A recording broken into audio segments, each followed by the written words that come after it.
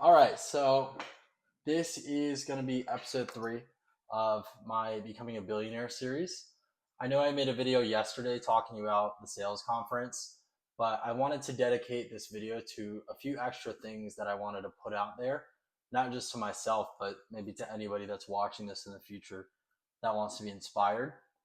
There was a lot of things I took away from that whole event. Like honestly, life changing, dude. And I'd recommend for any of you guys that are in sales to do the same thing. Go to any like sales conference, any sales event. You know, a really big thing with me, if you haven't been introduced to them yet, Jackson and Eddie are my roommates. They all have the same ambitions I have of becoming rich and working extremely hard to do so. But I feel like I always had this ego that I was like better than people my age. I'm currently 23 years old. And I'd be like, oh, I never meet anyone that's young and ambitious to become rich and not just talking the talk and actually walking the walk. Well, I met them like a year ago, and here we are now. We all moved in together because we were like, hey, it's going to be beneficial for all of us to work together towards this and kind of bounce off of ideas. So, we moved in together, and after we had been doing work with everything, I've always just had this lens of the only people that are successful are super, super rare, that are young and successful. And just to get to the point, we went to the sales conference and 3,000 people signed up. I think about 2,300 people showed up. And you can see some of them on stage with Sean Mike. They're literally all like 20 years old, dude. There was people going on stage that were 18 that in their first 8 months of getting into this business generated $500,000 in IP for their agency. There are people that have made over $400,000 this year. There's agency owners who make millions of dollars a month there, all like young. Like I would say the oldest people that were up on stage were like 30s. There were a couple exceptions of like 40, 50-year olds, but the vast, vast majority, I would say 8 out of 10 people are between the age of 18 to like 26. And it was just almost shocking in a sense because I've never been around an environment like that. The closest thing is I've been to car meets where young people are like, "Oh yeah, just work hard, bro." They give like just cliche advice when they're driving supercars, which that's inspiring and everything. But it's completely different when the people at the sales conference, because you're also an agent, just treat you like a person, and you have conversations with these people and get to know everyone, and you come to realize all these people that make YouTube videos, um, that have got supercars at a super young age and are running businesses. You look up to them like, oh wow, like I can't believe they've done all these things. People are so smart, so great. But you got to remember, they're just people, dude.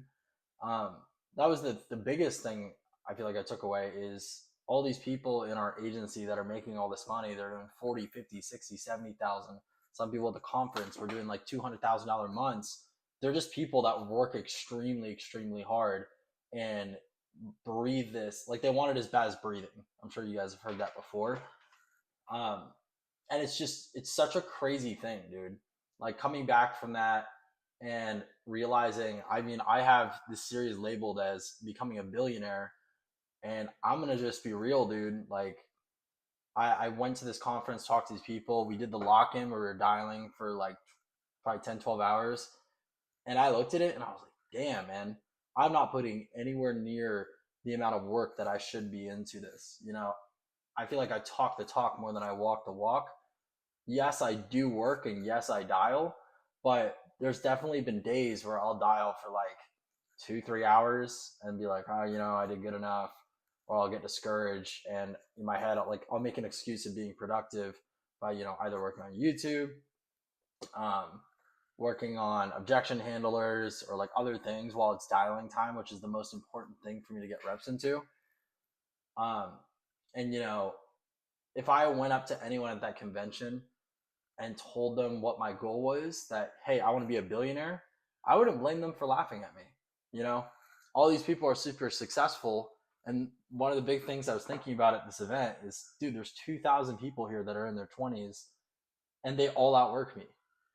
You know, if I want to take this seriously, if I really want this as bad as I do, just by a numerical standpoint, I think I looked into it. It's like 1 in 3 million people um, that are millionaires you become a billionaire.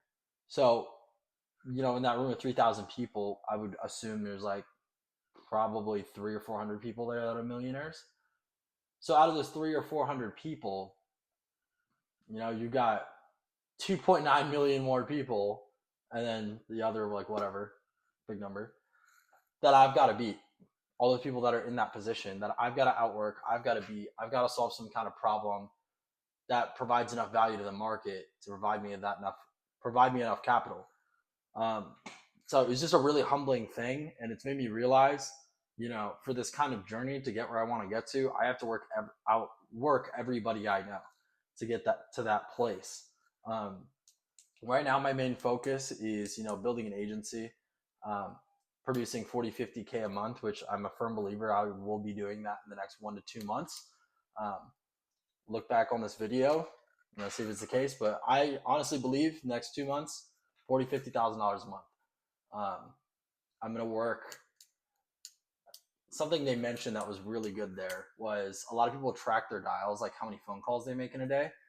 And Sean Mike, the founder of Family First Life, who's a billionaire, super cool, closest I've ever been to an actual billionaire in my life.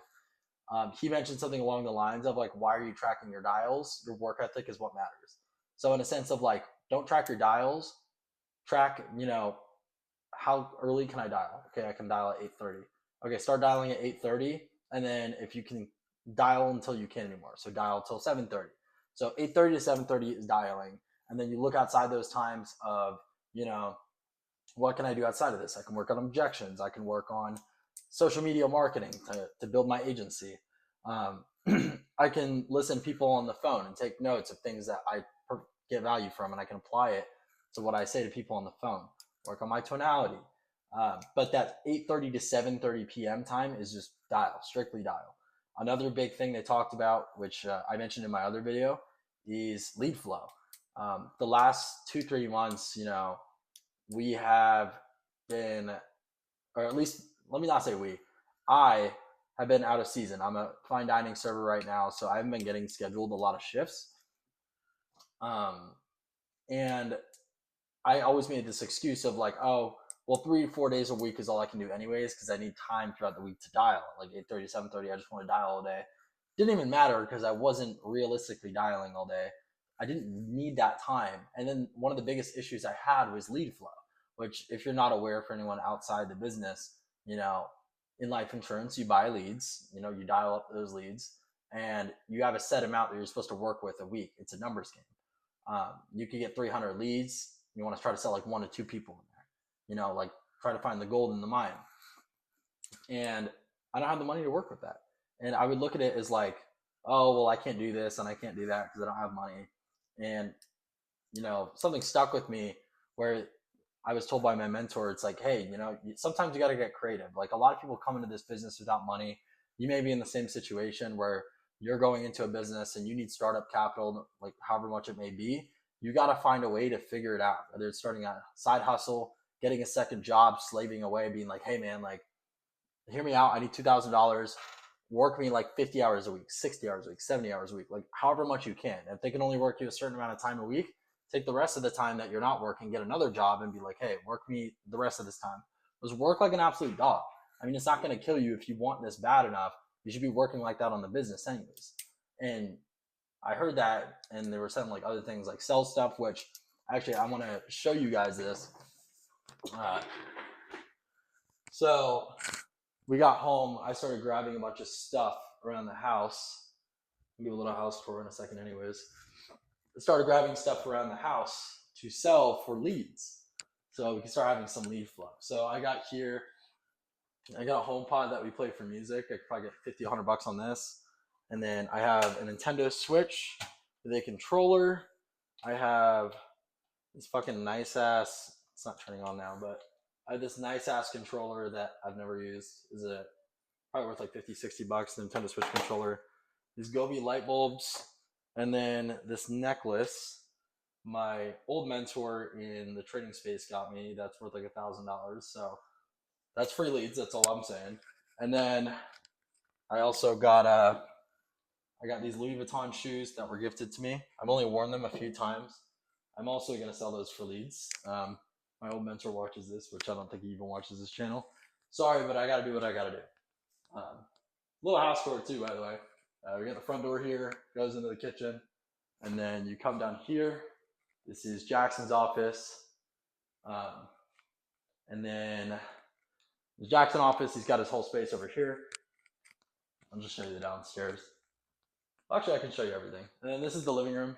You get down the hallway to the kitchen. The living room. We got a futon. This is my desk space.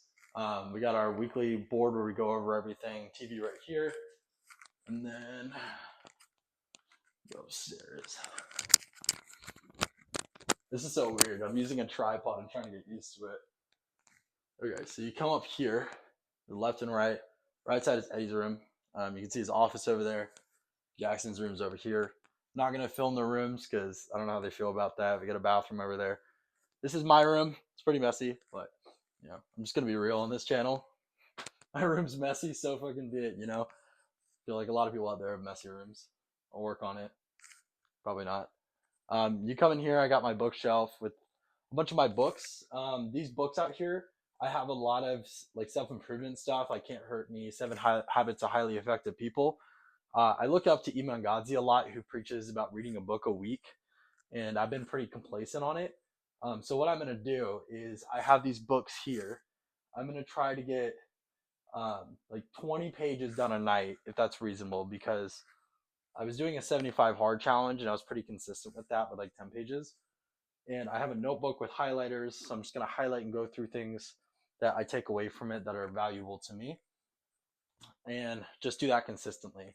Because outside of life insurance, you know, I want to learn as much as I can about the business space as a whole, expand my vocabulary, and just become smarter every day. I think it's good to broaden your knowledge.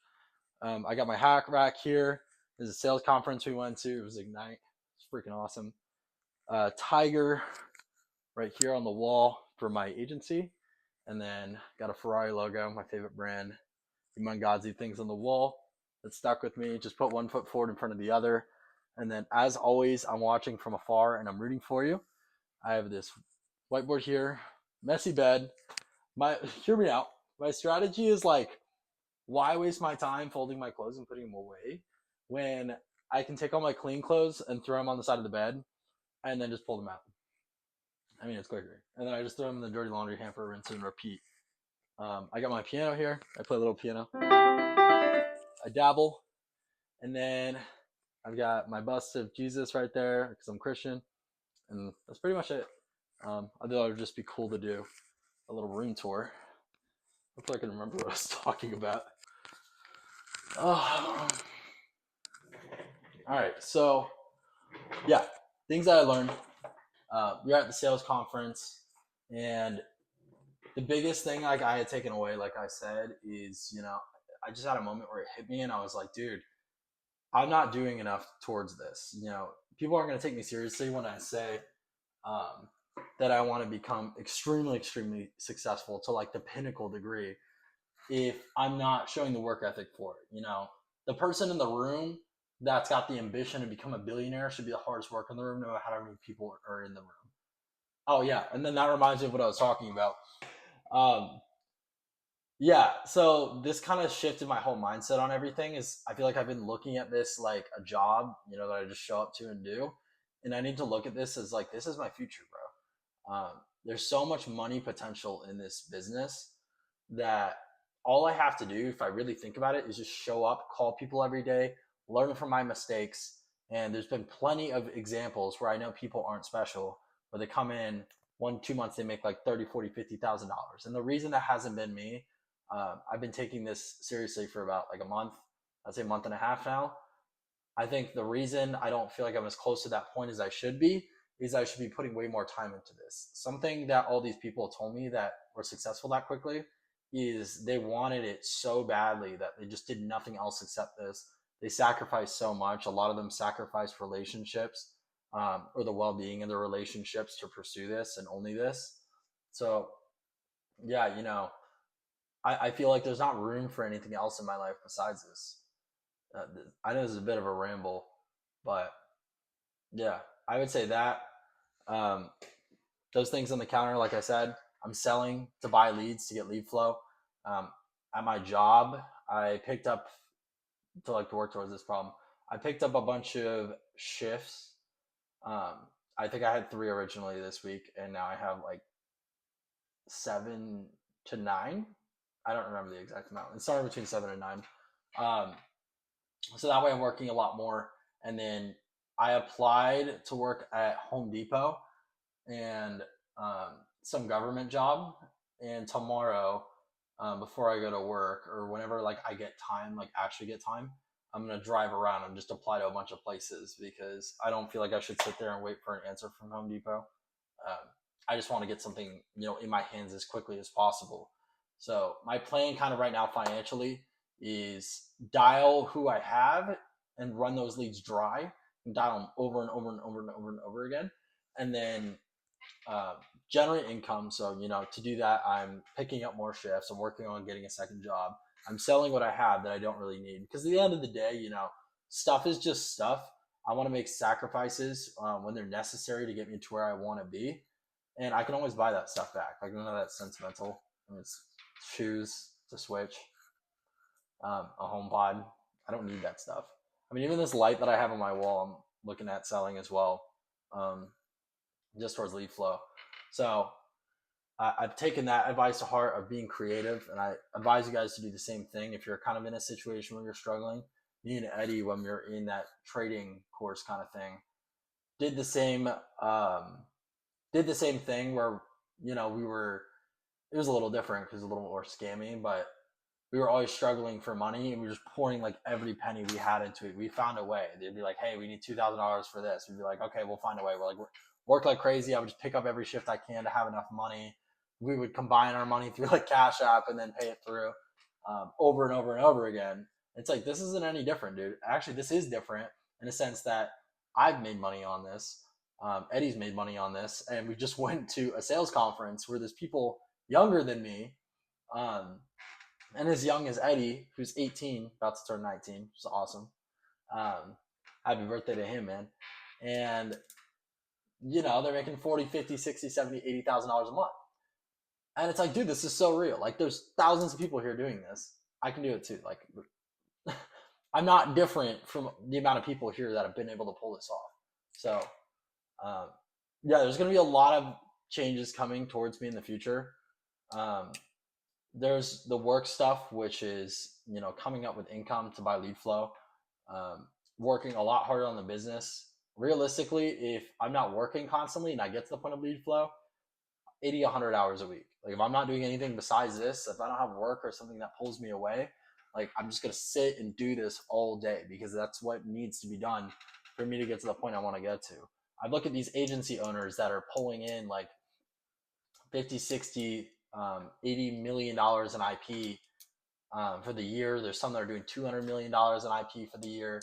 And I'm like, damn, dude, none of them have the amount of money that I'm trying to get to for my dreams. Um, which means I got to outwork and surpass everybody. I got to surpass all of them. So I got to outwork all these agency owners. I've got to problem solve better than all these agency owners. I've got to create more value in my agency. I've got to grow a bigger agency. I haven't even started growing an agency yet, which I'm taking steps towards doing that. I'm starting a whole like recruiting process that I'm doing. So I got to work on recruiting. I got to work on sales so I can lead from the front, which is something they mentioned. Um, so I'm going to work on my objection handling. I took a bunch of notes from the conference that I'm going to go into. I'll be doing live streams where I'm going over stuff like that. If anyone does watch my live streams, you have questions, I'll answer them. And yeah, it's definitely been a super life-changing thing for me because I feel like I got hit like a truck. Like, dude, I'm not special. I thought, being on the younger side and being this ambitious towards something like this in the area I live in, nobody around me is like this except my roommates, that I was hot shit, and I really am not. I was just surrounded by the wrong people. And when you go to these sales conferences or these networking events where these young, super rich entrepreneurs, you're like, fuck, dude, I'm just in the wrong circle of people. You get in the circle of people like that, you're like, fuck, I'm at the bottom. I need to raise the stakes. It's almost like being there's a bum in the group, and the bum is like is always upset because he's like, damn, bro, like these people are so motivated and driven, and I'm at the bottom of the barrel. Like I got to step my shit up. And now it's like that got hit. I got kicked in the nuts for that, bro. You know, I felt that way when I went there. I was like, fuck, I'm at the bottom of the chain, and I probably have the biggest dreams of anyone here. I mean, at least financially. Um, you know, I got to show for it. I got to step my game up. I got to prove myself. I got to build a name worth respecting. So, I mean, I think that's all I wanted to talk about in this video. Um, like I said, with these videos, you know, they're not going to be. I like to look at YouTube as like documenting my journey. I'm not really trying to build like a huge YouTube channel. If I do, that would be super cool. But this is more like a vlogging thing for me to look back on of getting to where I got to. And, you know, I can't wait to watch these videos like 5, 10 years from now and see how far I've come. You know, hopefully at that point I'm a millionaire, please. It's got a long way to go to become a billionaire. Um, but yeah, you know, that's about it for this video. There's going to be updates probably every couple of days, like what's going on, what's new, what I've gotten done. And yeah, that's about it. See ya.